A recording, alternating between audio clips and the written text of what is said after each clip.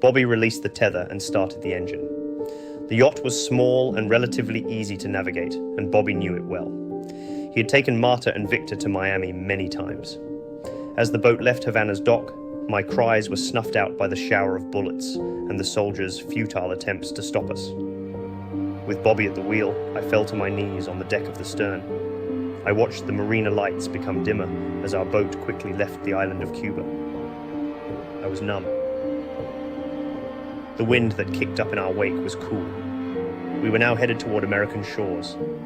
The dark night kept me shivering, and I knelt on the deck, unable to breathe. The stars, which usually brought hope and inspiration, only taunted me.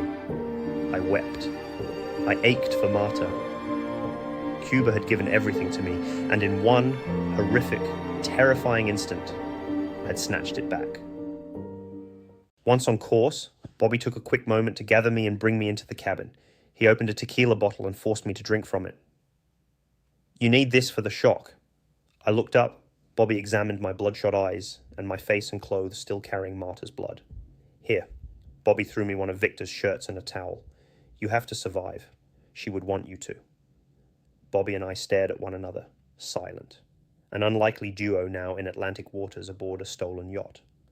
I nodded and followed his advice. As the sun rose, the yacht reached Miami shores. The pristine streets and cleanliness seemed sterile compared to the cozy comforts of Havana. But it wasn't Havana. It was her. I closed my eyes as the vessel slowed. Remembering her paint-stained smile, standing in the gallery in her overalls, made me gasp for air in sheer grief. "What now, boss?" Bobby stood in front of me. "I'm not a boss," I said, and then I stood up, taking a long drink of the tequila he had given me. Bobby moored the yacht inside its slip. It was too early for anyone else to be at the docks. "We'd better get off this boat. They'll be checking with everything that's happened," Bobby said, and we left Victor's yacht and walked together to the edge of Miami's Club Row. The venues were all closed in the early sunrise hours. We found a bench and sat down together. "Bobby, thank you." I held out my hand and Bobby shook it. "You're welcome." We sat silent for a minute and then I spoke up again. "Bobby, you don't need a boss. You are a boss. If you hadn't done what you did, I wouldn't be alive. And Marta wouldn't be dead," the oversized man said softly. His head lowered, and a single tear fell onto his pant leg. I looked over at the huge man and his tear. "It wasn't your fault." Bobby gazed out across the water and the Miami boat dock. "I need to send the boat out." "What?" I asked. "They'll know I survived if the boat is here," he explained. "Who's they?" I asked, already knowing the answer. "Monty Malone," he said with no emotion. My grief brought on anger fast. "My God, these fucked up people.